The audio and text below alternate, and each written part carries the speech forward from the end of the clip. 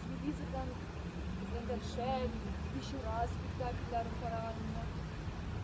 Endi bundan birinci toplar teatrga barıyorum. Bunun Kozan'a okurga kelgech, birinci kursni tamamlagan günü edi.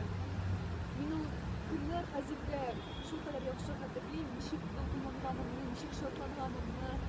8 май көне мин алдым Яшь йөрәкләр спектакленә билет. Бу спектакль инде һәрберегездә беләдер, ул шундый музыкаль, шундый яшьләр өчен шундый искиткеч. Анда күп артистлар уйный, шулкадәр күп эмоциялар һәм бу спектакльне гомумән караганда елмаеп, рәхәтләнеп ял итеп утырасың.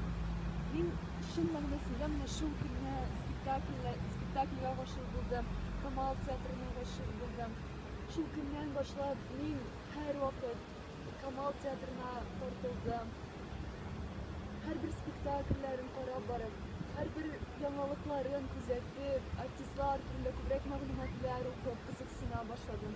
Һәм шул көннән башлап, минем беренче тапкыр театрга барган көннән башлап, хәзер инде мин үземнең тормышымны гомумән театрдан башка, Камал театрыннан башка күз алдыма да китерә алмыйм.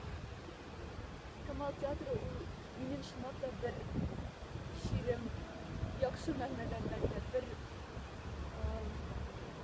күңелемә шундый җылылык бирә торган, миңа моңсу булганда да, киресенчә, мин шундый бәхетле, шатлыклы булган көннәремдә дә мин театрга барырга тырышам. Анда мин үземне бөтенләй башка дөньяда кебек хис итәм.